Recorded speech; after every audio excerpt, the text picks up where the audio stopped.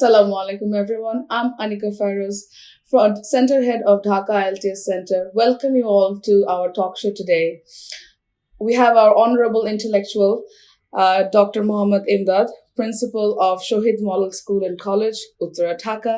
He has not only been a principal, but all throughout his life as an intellectual. He is a BA Honours MA Literature from Chittagong University, MA ELT from Jahangirnagar University, PhD in Education from America World University. Sir, আপনাকে আমাদের অনুষ্ঠানে আসার জন্য অনেক অনেক শুভেচ্ছা। আপনাকেও ধন্যবাদ এবং শুভেচ্ছা জানাচ্ছি, specially because of the invitation. I am very much grateful to you যে আপনাদের সাথে কিছু বিষয় আমি শেয়ার করব। অ্যান্ড ফর লং টাইম আমি আশা করেছিলাম যে আমার যে স্বপ্ন, চিন্তা, চেতনা, বিশেষ করে বাচ্চাদের নিয়ে, আর এই যে ইংরেজি শেখার ক্ষেত্রে যে তাদের ব্যাকওয়ার্ডনেস, এটা ফাইন্ড আউট করার জন্য কী কী লুফুল আছে, আমরা সেগুলো নিয়ে যারা এই ব্যাপারে কাজ করছেন তাদের সাথে এই জিনিসগুলো শেয়ার করার আমার অনেক দিনেরই একটা ইচ্ছে ছিল। So I have got the chance এবং খুবই ভালো লাগছে আজকে আপনাদের সাথে এই অনুষ্ঠানে পার্টিসিপেট করতে পারি। Thank you sir. স্যার, আপনি আমাদেরকে একটু বলবেন যে আমাদের দেশে যারা বাংলা মিডিয়াম স্টুডেন্ট রয়েছে তাদের জন্য ইংলিশটা কতটা গুরুত্বপূর্ণ তাদের একাডেমিকে এবং পরবর্তীতে প্রফেশনাল ফিউচার গড়ার জন্য। Thank you very much for the question. Actually আমাদের দেশের যে প্যাটার্ন বা মেথড ফলো করা হচ্ছে আমাদের বাচ্চাদের শেখানোর জন্য, স্পেশালি ইন বাংলা মিডিয়াম, এটা আমরা দীর্ঘদিন ধরে বলে আসছি যে এটা একেবারে একটা faulty system. Since the Inception of Bangladesh আমরা এখনো কনক্রিট কোনো সিলেবাস পাইনি। এখনো প্রতি বছরই বা প্রত্যেক টার্মে এক গভর্নমেন্ট আছে, তারা এই এডুকেশন পলিসি চেঞ্জ করে, সিলেবাসগুলো চেঞ্জ হয়, সব মিলিয়ে একটা আমি বলবো যে হচপচ অবস্থা বিরাজ করছে এডুকেশন সেক্টরে। আর সেই ক্ষেত্রে ইংরেজি লেটার ইংলিশ, কেননা ইংরেজি শেখানোর যে পদ্ধতি, যে ওয়ে, যে মেথড, যে প্যাডাগজিক্যাল নলেজ বা যে প্যাডাগজি ফলো করা উচিত, তার কিয়দংশ বাংলাদেশের প্রেক্ষাপটে এটা সম্ভব হচ্ছে না। কেন হচ্ছে না? That is a different perspective. এই প্রসঙ্গে I can cite an example যে আমি একসময় সিপিটি ট্রেনিং করেছিলাম, কন্টিনিউয়াস প্রফেশনাল ডেভেলপমেন্ট ফ্রম 21 ডেজের একটা প্রোগ্রাম ছিল। সেখানে আমাদের যা শিখালো আমাদের ইনস্ট্রাক্টররা, পরবর্তীতে আমরা যখন when we enter our classroom দেখলাম যে সম্পূর্ণ ডিফারেন্ট। অর্থাৎ তারা যা শিখিয়েছিল আমাদের, তার বিন্দুমাত্র ক্লাসরুমে অ্যাপ্লাই করার কোনো সুযোগ এবং সেই সিস্টেমটা আমাদের ছিল না। ফলত যে মানদাতার আমলের যে শিক্ষাটা, যেটা আমরা ইএলটি বলতাম, যে ইংলিশ ল্যাঙ্গুয়েজ টিচিং, সেই গ্রামার ট্রান্সলেশন মেথড, সেই মেথডেই কিন্তু এখনকার টিচাররা পড়াচ্ছে। স্পেশালি পরবর্তীতে যে মেথডটা বর্তমানে চলছে, সিএলটি, কমিউনিকেটিভ ল্যাঙ্গুয়েজ টিচিং, তার ধারে কাছেও আমাদের শিক্ষকরা নাই। মূলত তাদেরকে আগে ট্রেন আপ করা উচিত। একটা জিনিস আসলে শিক্ষকদেরকে ট্রেন আপ না করিয়ে আপনি যদি মাঠে নামিয়ে দেন, ফিজিবল স্টাডি করেন, এত বছর পরে যদি শিক্ষকদের দিয়ে আপনি আবার সেই ফিজিবল স্টাডি করান, তাহলে তো আমাদের ডেভেলপ হবে না। আগে যেখানে পানি ঢালা দরকার সেখানে পানি ঢালেন, তারপরে আপনি অন্য জিনিসগুলোকে আপনি করেন, রাইট, সাপোর্ট করেন। সো স্যার, আপনি যেটা বলছেন যে টিচারদেরকে আগে ট্রেনিং করা উচিত, তো আপনার প্রেক্ষাপটে আপনি কি মনে করেন যে টিচাররাও নিজেদের ইংলিশ প্রফিসিয়েন্সিটাকে দক্ষ করার জন্য কি কি স্ট্রাগল ফেস করছে, যার কারণে স্টুডেন্টসরাও পরবর্তীতে স্ট্রাগল ফেস করছে? Right, thank you very much. আমাদের আসলে প্রচলিত যে কাস্টমাইজ শিক্ষা ব্যবস্থা, সেখানে দেখা যাচ্ছে যে আমরা স্পেশালি দুটো জিনিসের গুরুত্ব দিচ্ছি। একটা রিডিং, রাইটিং, স্পিকিং এবং লিসেনিং একেবারেই নাই। আমরা বারবার বলেছিলাম অন্তত পক্ষে বাচ্চাদের যদি এটা ইনক্লুডেড দেয়ার এক্সামিনেশন সিস্টেম, আমরা যদি বেসিক্যালি তাদের স্পিকিং এবং লিসনিংটা ইনক্লুড করতে পারতাম, এই ক্ষেত্রে কিন্তু আমরা অনেক বেশি, আমার মনে হয় যে আমরা রেজাল্ট পেতে পারতাম। বাচ্চারা এই দুইটা থেকে সারা বছরই কিন্তু একেবারেই বলবো যে ডিটাচ থাকে।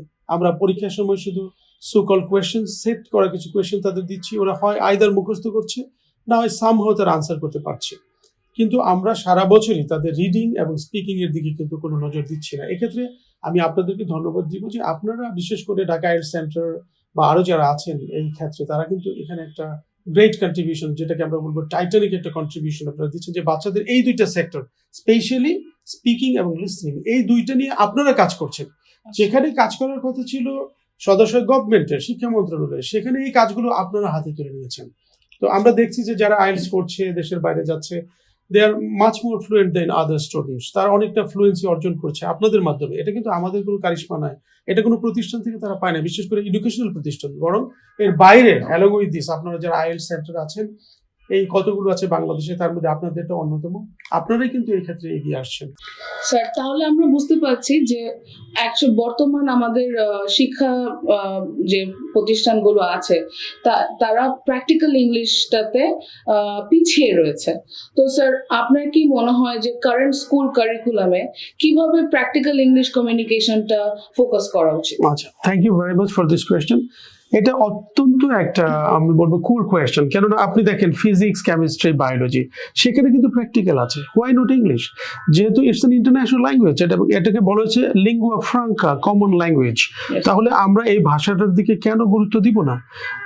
যেখানে আমাদের দেশ থেকে প্রতি বছর thousands and millions of student দেশের বাইরে যাচ্ছে হায়ার এডুকেশনের জন্য, সেই ক্ষেত্রে অনেকে কিন্তু ফিরে আসতেছে because of the inefficiency of English. তাহলে ইংরেজির গুরুত্বটা আপনাকে দিতেই হবে। তো আমাদের যেটা দাবি সেটা হলো ফিজিক্স, কেমিস্ট্রি, বায়োলজি, ম্যাথের মতো আমরা চাই ইংরেজিতেও এরকম প্র্যাকটিক্যাল থাকুক, স্পেশালি রিডিং অ্যান্ড আমরা যেটা বললাম স্পিকিং। তাহলে আমার মনে হয় যে এই ক্ষেত্রে আমরা অনেকটা কি বলা যায় যে সফলতা অর্জন করতে পারবো। বাচ্চারাও মাচ মোর তারা মানে কনফিডেন্ট হবে ইন স্পিকিং ইংলিশ। আর আমার মনে হয় যে স্যার এইসব কনফিডেন্স কিন্তু কথোপকথনের মাধ্যমে হচ্ছে বাড়ে, এনহ্যান্স করে, যেটা আমরা বলি। আমাদের ঢাকা আইএলটিএস সেন্টারে আমরা ফরেন ইনস্ট্রাক্টর রেখেছি, যাদের সাথে ক্রমাগতভাবে আমাদের স্টুডেন্টরা প্র্যাকটিক্যাল যেটা স্পিকিং প্র্যাকটিস, কথোপকথন, ডায়লগ স্পিকিং বা হচ্ছে আমরা কিছু আর্ট পারফরমেন্সের মাধ্যমে এগুলো হচ্ছে তাদেরকে রিয়েল লাইফ স্কিল যেটা ডেভেলপমেন্ট বলা হয়, সেভাবে হচ্ছে তাদেরকে ইনবিল্ড করছি আর কি। তো আশা করি আমাদের শিক্ষা প্রতিষ্ঠানরাও এটা অবলম্বন করবে। তো আমাদের পরবর্তী কোয়েশ্চেন হচ্ছে স্যার যে what strategies would you recommend for the students who struggle in English test বা IELTS test practices, or ওনারা যদি তাদের ইংলিশ ফান্ডামেন্টটাকে ইমপ্রুভ করতে চায়, তাহলে সেখানে তারা কি করতে পারে sir? Right, thank you very much. আপনি লক্ষ্য করবেন যে ইংলিশ মিডিয়ামে যে বাচ্চারা পড়ছে 1, 2, 3, 4 তারা যে ধরনের ফ্লুয়েন্ট, আমাদের এখানে বাংলা মিডিয়ামে ইন্টারমিডিয়েট একজন স্টুডেন্ট ওই লেভেলে যেতে পারে না, লেট অ্যালোন মাস্টার ডিগ্রি। আমি তাদের কথা বলবো না, যে আপনি দুজনকে মুখোমুখি করান, দেখবেন যে কোন ধরনের শর্টকামিং আছে আপনি নিজেই খেয়াল করবেন। আর সেই ক্ষেত্রে আমি বলবো যে আমাদের সিলেবাসটাকে আবার চেঞ্জ করতে হবে। সেই ক্ষেত্রে মোর ইম্পর্টেন্স দিতে হবে আপনার স্পিকিং এবং লিসেনিং। কারণ আমাদের বাচ্চারা বেশিরভাগই দেখা যাচ্ছে যে বিদেশে যাওয়ার সময় যে আইএলটিএস করে, সেখানে স্পিকিং এবং লিসেনিং এ তারা খারাপ করে। কারণ আপনি জানেন যে British English, American English, Canadian English, Australian English, এর মধ্যে কিছু ডিফারেন্স আছে, বিশেষ করে ফোনেটিক্যাল এবং প্রনাউন্সিয়েশনের ক্ষেত্রে। তো আমরা যদি এটা কারিকুলামের মধ্যে অন্তর্ভুক্ত করতে পারি, বাচ্চারা কিন্তু তারা ধরতে পারবে যে কে কোন টোনে কথা বললো, এটাকে আমেরিকান টোন, অস্ট্রেলিয়ান টোন আর ব্রিটিশ টোন, এই ডিফারেন্সটা তারা অতি সহজে করতে পারবে। আর আপনাদেরকে ধন্যবাদ না দিয়ে পারছি না, কিছুক্ষণ আপনি যেটা বললেন যে পিয়ার টু পিয়ার, অর্থাৎ প্রতি জনে যে কথা বলার যে একটা ব্যাপার, আপনাদের এখানে দেখলাম একটা স্বতন্ত্র রুম আছে, বাচ্চারা একজন বিদেশির সাথে কথা বলতে পারছে, এটা কিন্তু বিশাল একটা স্কোপ, একটা সুযোগ। এটা আমি খুব কম আইএলটিএস সেন্টারে দেখেছি যে তারা ফরেন দিয়ে, বিশেষ করে এক্সপার্ট দিয়ে এই ধরনের বাচ্চাদেরকে আরো এক্সপার্ট করার জন্য চেষ্টা করে।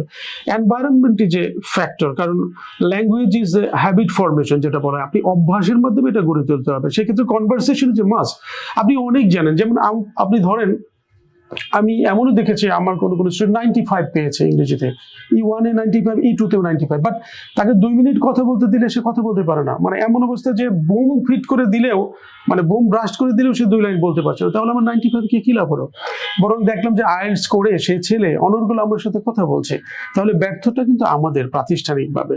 তো সেই ক্ষেত্রে আমি বলবো গার্ডিয়ান লেভেলেও যারা আছে তাদেরকে বলবো যে আপনারা এই বিশেষ করে এটা ফরেন ল্যাঙ্গুয়েজ আমাদের দরকার, কারণ যেহেতু ব্রিটিশরা প্রায় 200 বছর আমাদের শাসন করে গেছে, একসময় বলা হতো the sun does not set in the British territory. সেই ক্ষেত্রে আমরা ফরেন এইডের উপর যেহেতু ডিপেন্ড করি, তাদের কাছ থেকে আমাদের সাহায্য সহযোগিতা আনতে হয়। সেই ক্ষেত্রে আমাদের কনভারসেশন, কমিউনিকেশন, লিয়াজও কিন্তু ইংরেজিতেই করতে হয়, অন্য কোনো ভাষা সেখানে চলে না। তাহলে এই ভাষায় এক্সপার্ট হতে গেলে আমাদের কিন্তু ক্ষতি নেই। আমি আরেকটা জিনিস না বলে পারছি না, যখন দেখবেন যে বিভিন্ন কমেন্টেটর আমাদের ক্রিকেটারদেরকে প্রশ্ন করে, তারা কোন ধরনের আনসার দেয়, 1-2 মিনিট কথা বলার পরেই তারা আর যেন হারিয়ে যায়। অথচ আমি খেয়াল করেছি শ্রীলঙ্কা, পাকিস্তান বা এই দেশীয় ক্রিকেটারদেরকে যদি প্রশ্ন করে, ওরে বাবা তারা ফ্লুয়েন্ট ইংরেজি বলতেছে, হাউ কাম? তাদের দেশে তো ইংরেজি সেকেন্ড ল্যাঙ্গুয়েজ না। আমাদের দেশে এখনো ইংরেজি সেকেন্ড ল্যাঙ্গুয়েজ হয়ে উঠে নাই, এখনো আমাদের দেশে ফরেন ল্যাঙ্গুয়েজ হিসেবে ব্যবহার করছি।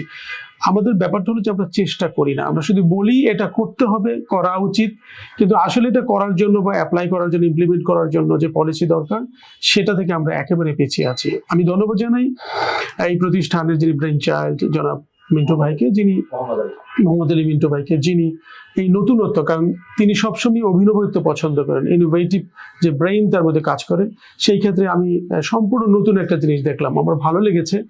আমি আমার যতগুলো স্টুডেন্ট আছে, কিংবা আমি আগে বলেছি আমার প্রতিষ্ঠানকে এখানে ট্যাগ করার চেষ্টা করব, যাতে করে আমার বাচ্চারা অন্তত ম্যাট্রিক বা ইন্টার পাস করে মানে একেবারে ফ্লুয়েন্ট ইংরেজিতে কথা বলতে পারে, কনভারসেশনটা করতে পারে, এটা আমারও একটা ভালো লাগবে। এবং আশা করি এই ধরনের পলিসি আমরা অবলম্বন করলে আমরা ইংরেজির যে দৈন্যতা বাংলাদেশে বিরাজ করছে, যে ব্যাকওয়ার্ডনেস, যে লুফুলগুলো আছে, শর্টকামিগুলো আছে, will be able to overcome that type of troubles in future, I think. Exactly sir, actually English is a niche market. আর আপনি যেটা বললেন যে প্যারেন্টসরা,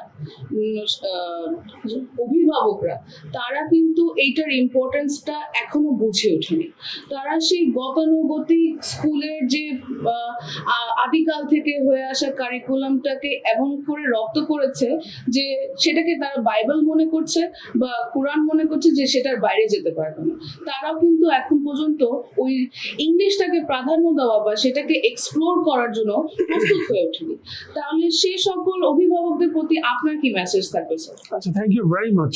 আসলে একটা কথা না বললেই নয়, আমি আগে কিন্তু বলেছিলাম যে এনভায়রনমেন্ট যে বিগ ফ্যাক্টর, এবং এনভায়রনমেন্ট থেকে আপনি সবকিছুই জানতে পারবেন, বুঝতে পারবেন। হাত যদি পুরাতে চান, আগুনের মধ্যে হাত দিতে হবে। এখন ইংরেজি শিখতে গেলে ইংরেজির মাধ্যমে শিখতে হবে, রাইট? আমাদের দেশে হয়তো বাংলাটা আমরা শিখছি, বাংলার গুরুত্ব আমরা অস্বীকার করছি না, but in the perspective of the world ইংরেজির গুরুত্ব একেবারেই অস্বীকার করা যাবে না। মাতৃভাষার প্রতি সম্মান রেখে বলছি, অনেক প্র্যাকটিক্যাল জিনিসটা কত গুরুত্বপূর্ণ আপনি দেখেন। প্রাতিষ্ঠানিকভাবে আপনি হয়তো একটা A+ পাচ্ছেন, গোল্ডেন A+ পাচ্ছেন, মা বাবা খুব খুশি, বাট সে যখন কোথাও গিয়ে তাকে উপস্থাপন করতে পারছে না, ইংরেজিতে কথা বলতে পারছে না, এটা কিন্তু বড় বেশি লজ্জার। তো আগে থেকে গার্ডিয়ানকে এটা সচেতন হওয়া উচিত। আর প্র্যাকটিক্যালটা কত ইম্পর্টেন্ট দেখেন, যে জুলহাস আজকে প্লেন আবিষ্কার করলো, প্লেন বানালো, তার প্লেন চালালো, তার কিন্তু কোনো প্রাতিষ্ঠানিক শিক্ষা নাই, শুধু সে লেগেছিল, তার মধ্যে কনফিডেন্ট ছিল।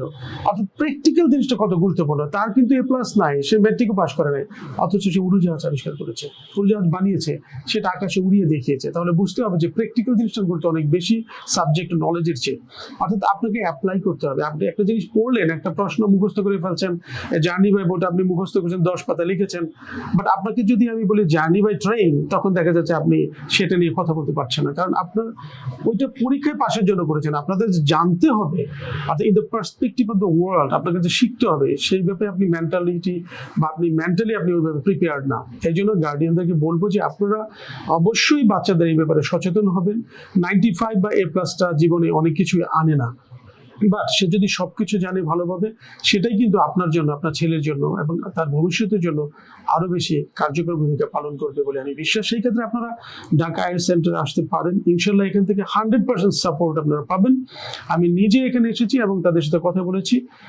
আশা করি আমি এই প্রতিষ্ঠানের সাথে ট্যাগ থাকবো ইনশাল্লাহ। আমি সবার সাথে কথা বলেছি, বিদেশি এখানে এক্সপার্ট আছে যারা আপনার বাচ্চার সর্বোচ্চ 100% চেষ্টা তারা করবে আপনাদের বাচ্চারা, যাতে করে উইদিন 3 মান্থস তারা একটা বেটার আইএলটিএস স্কোর পাবে। অ্যাট দ্য সেম টাইম তারা নিজেদেরকে এক্সপ্রেস করতে পারবে, not in the perspective of Bangladesh but in the perspective of international arena. They will contribute, এবং আশা করি অনেক বেশি ভালো হবে। Absolutely sir.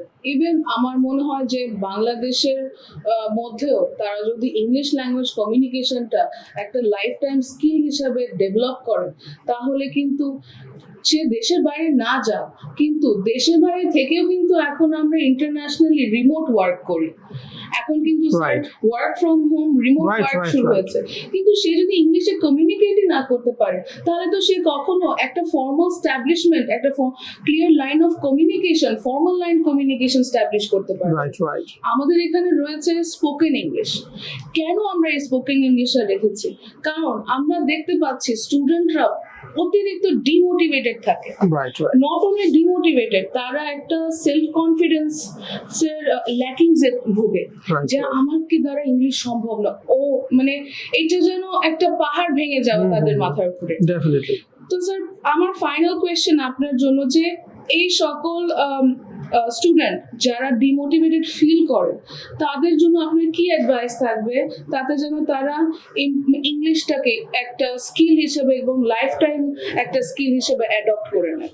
Thank you very much. যেটা আগে বলেছিলাম যে আসলে বর্তমান সময়টা আমরা বলি যে টেকনোলজির যুগ, যে এআই গুলো আছে, আর্টিফিশিয়াল ইন্টেলিজেন্স, সব কিছুর ইনস্ট্রাকশন ইংরেজিতে।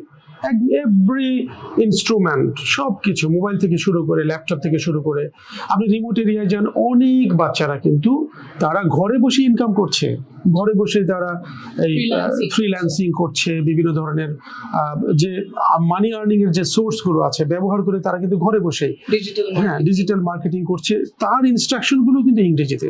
ফলে মানে বর্তমান পৃথিবীতে বা ওয়ার্ল্ডে বাঁচতে গেলে আমি সরাসরি বলবো যে ইংরেজির কোনো বিকল্প নেই, আপনাকে জানতে হবে।